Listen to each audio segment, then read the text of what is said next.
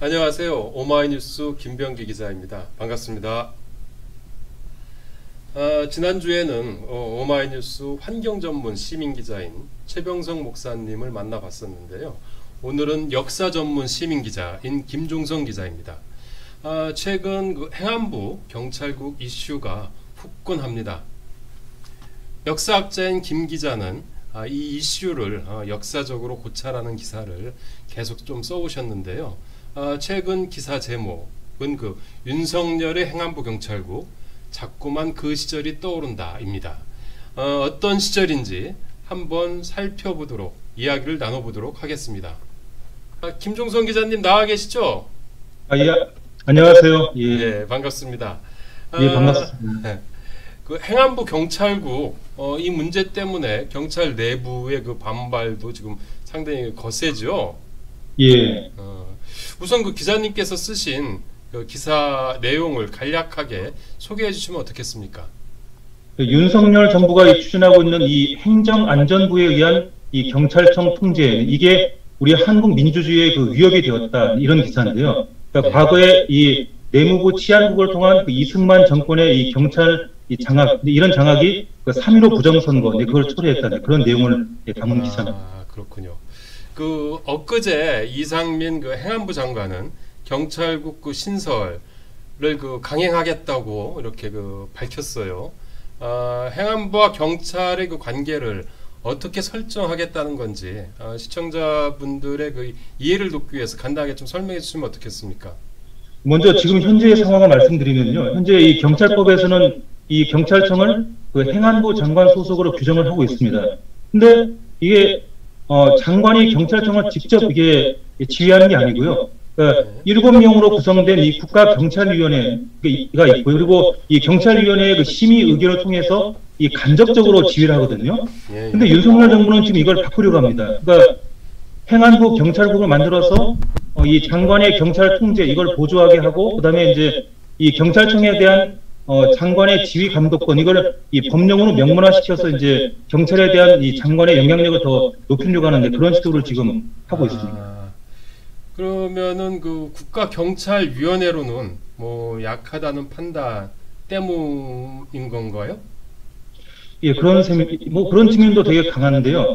예. 이 국가경찰위원회 그 위원 7명 중에서 6명이 비상임이거든요. 1명만 상근이고요. 그리고 7명 중에서 2명 이상은 법적으로 이게 법관 자격을 가진 사람이어야 합니다. 그리고 또 이 탈당한 지 3년이 안 된 그 정당인, 그리고 임기 만료가 된 지 3년이 안 된 이 선출직, 이런 사람들은 또 국가경찰위원이 될 수가 없어가지고, 그러니까 이 정당인들의 이 관여가 제한되어 있고요. 그리고 또 위원들은 또 이게 고도의 신분 보장을 받습니다. 그러니까 이런 요인들 때문에 좀 행안부 장관이 이 국가경찰위원회를 일사불란하게 통제하는, 그러니까 지휘하는데 약간 부담을 느낄 수도 있죠.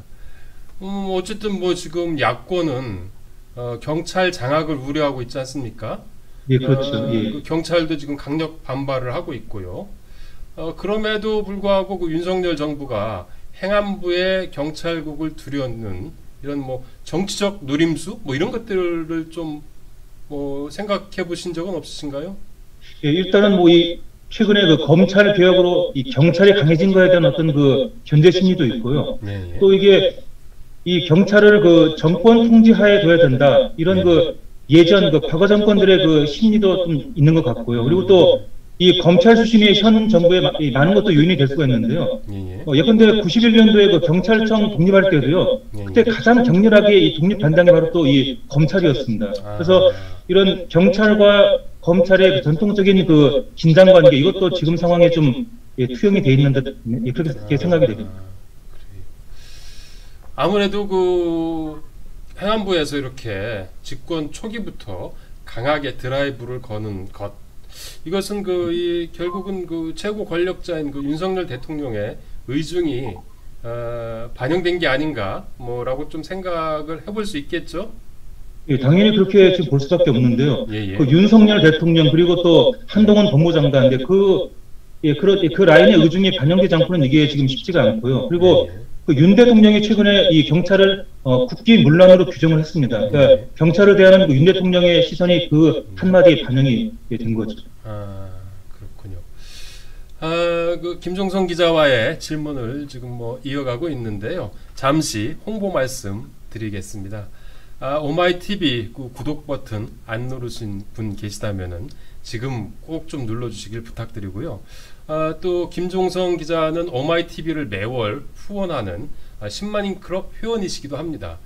김 기자와 함께 오마이뉴스를 후원해 주실 분은 지금 바로 010-3270-3828 010-3270-3828 이쪽으로 전화를 주시면 저희 직원들이 안내를 해드릴 겁니다.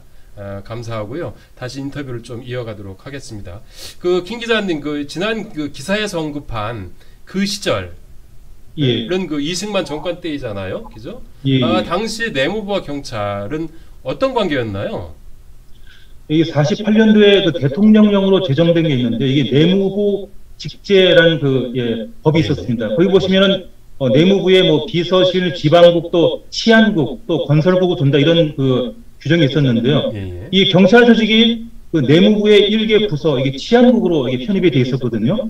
근데 이 내무부의 핵심 이 사무는 뭐 지방행정, 또 선거, 투표, 국민투표 그런 거였습니다. 근데 이런 거는 보시면 경찰이 가까이 하면 안 되는 그런 사무들이거든요. 근데 경찰이 이 내무부의 일개 부서가 되면서 뭐 선거, 국민투표 이런 업무에 경찰이 동원될 가능성이 커졌습니다. 그래서 이 3.15 부정선거 당시에 그 내무장관이 최인규 장관인데요. 이 최인규 장관이 부정선거를 이렇게 대담하게 저지른 거는 뭐 이승만의 지원이 있었기 때문이기도 하지만 또 이 경찰력이 자기 뒤에 있었기 때문에 경찰력이 자기 배후에 있었기 때문이기도 한데요. 그러니까 치안국을 통해서 이 경찰 병력을 자기 마음대로 이렇게 동원할 수 있었던 건데 그런 것 때문에 더 부정선거가 더 손쉽게 가능했던 거죠. 그렇군요. 그 경찰이 그 3.15 그 당시 그 3.15 부정선거에 뭐 어느 정도까지 개입을 했던 거죠? 예, 거의 뭐 처음부터 끝까지 다 개입했다 이렇게 봐도 뭐 이제 가능한데요. 이 최인규 내무장관 그리고 이강학 치안국장 이게 거의 뭐 혼연일체가 돼가지고 그 상태로 선거 부정을 준비했거든요.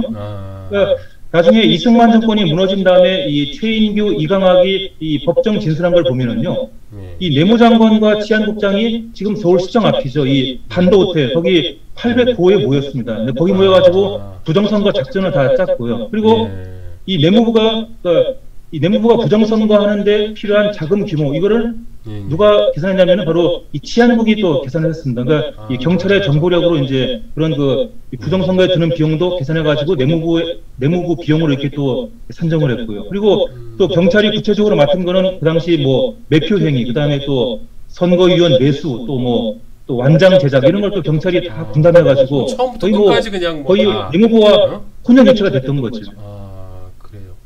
어쨌든 이렇게 그 내무부와 경찰이 그 혼연일체가 돼서 3.15 이제 부정선거를 초래했다고 이제 보시는 건데요. 그 이외에 또 뭐 어떤 일들이 있었습니까? 사실 뭐 그 정도에 그치지 않았고요. 그리고 이 최인규 장관이 그 야당 설득하는데도 또 야당 설득하는 일을 또 경찰에 맡겼습니다. 그러니까 이 선거 전에 이 민주당 당원들의 탈당을 권유했는데요. 그때도 이 내무장관이 경찰을 또 앞에 세웠거든요. 심지어는 또 이 경찰관 가족까지도 거기 동원했는데요. 이때가 3.15 선거 2달 전이었습니다. 이 민주당 의원들이 이 최인규를 국회 본회의에 호출을 하는데요. 그게 바로 그것 때문이었죠. 그래서 이 그날 발행된 조선일보 기사에 보시면은요, 이 야당 의원들이 최인규를 이제 본회의에 부른 다음에 경찰과 가족까지 동원해서 이게 민주당 당원들을 협박하는 그런 상황인데 그걸 되게 집중 추궁하는 장면이 그 신문에 보도가 됐었죠. 어쨌든 뭐 거의 뭐 경찰이 이승만 당선의 그 1등 공신이라고도 볼 수 있겠네요. 예, 그럼요. 그렇게 볼 수밖에 없는데요. 또 그 당시 보시면은 그 사전투표 그런 말이 있었죠. 그러니까 이 최인규 장관이 이게 총지휘한 건데요. 투표 용지에다가 이승만을 미리 찍은 다음에 그걸 선거하기 전에 투표함에 미리 넣어뒀죠. 그렇게 해서 이승만이 이 40% 미리 확보한 상태에서 이 3.15 선거를 실시한 건데요. 이때 투표함을 미리 채우는 일에도 또 경찰에도 개입했습니다. 그래서 이걸 위해서 사전에 이 시도 경찰국장들이 비밀 회의를 하는데요. 또 군부대에 모여가지고 대전 지역 군부대에 모여가지고 이 경찰국장들이 또 이 사흘 투표 이렇게 사전 회의도 하는 그런 상황도 또 1991년 내무부 이제 치안본부가 경찰청으로 이제 독립됐잖아요. 31년 전인데 결국은 이제 그 경찰이 그 정권 보위 기구로 이렇게 전락하는 것, 뭐 이런 것들을 방지하려는 이런 취지가 아니었나 이렇게 이제 그 평가를 되는데요. 31년 전 그 경찰국은 대체 어떤 일을 했던 겁니까? 예, 이때 이제 91년 8월에 이제 이 경찰이 이 경찰청으로 독립을 했죠. 그래서 예, 예. 이때 포인트는 그거였습니다. 경찰 강화가 아니라 이 경찰과 정권의 분리였거든요. 그래서 이거는 이제 경찰이 이 정권의 신여가 되는 거를 막기 위한 거였는데요. 그래서 부정선거 개입하는 것도 막고, 그 다음에 또 국가가 국민을 탄압하는데 이 경찰을 이용하는 것도 막는데 그런 목적이었고요. 그래서 뭐 박종철 고문치사 사건, 또 부천서 공고문 사건, 뭐 이런 걸 그 방지하는 게 이제 그 당시 30년 전에 경찰청 독립의 기본 취지였던 거죠. 그렇군요. 그 경찰과 그 행안부의 밀착이 역사적 과오를 낳았는데 어떻게 보면은 그 김종성 기자님의 눈에는 다시 이런 비슷한 일들이 다시 지금 추진되고 있다라고 이제 그 보시는 거죠. 예, 그렇죠. 하지만 우리는 어쨌든 그 역사로부터 뭔가를 배워야 되지 않습니까? 당시 역사로부터 우리는 지금 무엇을 배워야 된다고 보시는지요? 예, 제 생각으로는 뭐 지금의 행안부도 그렇고요, 또 과거에 또 내무부도 그렇고요. 이 핵심 업무는 이게 지방행정, 또 선거, 국민투표, 이게 그 행안부의 기본 사무인데요. 근데 이런 업무는 이 중앙정부의 경찰 권력에 개입하면 이게 안 되는 것들이고요. 그러니까 이 중앙정부와 지방정부 그 관계에 이 중앙의 경찰력에 개입하는 것도 이게 금물이고요. 또 이 선거나 국민투표 이런 데도 당연히 경찰에 또 개입하면 안 되는 거고요. 근데 이 독재 정권들은 이 경찰국은 내무부에 직접 관할하여 주려고 했는데 이게 이제 이런 구조가 3.15 부정선거, 또 우리 민주주의를 파괴시켜가지고 또 그게 또 이 4.19 혁명을 낳는 그런 원인이 됐는데요. 그래서 뭐 지금의 이 상황은 이게 경찰이 강화된 게 아니라 국민들은 지금 이 정권과 검찰을 그 떼어놨기 때문에, 그래서 일시적으로 이게 경찰이 강해 보이는 거지, 사실 이게 키포인트는 지금 그 정권이 약해지는 게 이게 그 핵심 포인트인데, 지금의 윤석열 정부는 지금 그거를 포인트를 잘못 보는 거죠. 이게 포인트는 여기 정권 약한데 경찰 강화로 보고, 이 경찰 강화를 이렇게 저지하려고 하는 약간 그 잘못된 진단을 지금 하는 거죠. 어쨌든 역사는 그러니까 뭔가 좀 권력을 장악하기 위한 이런 그 도구로 경찰을 활용했지만 결국은 그 반대로 흘러갔다라는 이런 것에 대해서 좀 메시지를 던지고 싶은 거네요. 그죠? 예, 그렇습니다. 어쨌든 그 김종성 기자님 오늘 그 너무 말씀 감사드리고요. 고생하셨습니다. 감사합니다. 예, 고맙습니다. 예, 고맙습니다. 예. 저는 다음 주에 오마이뉴스 10만인 클럽 회원과 함께 다시 찾아뵙겠습니다. 김병기 기자였습니다. 안녕히 계십시오.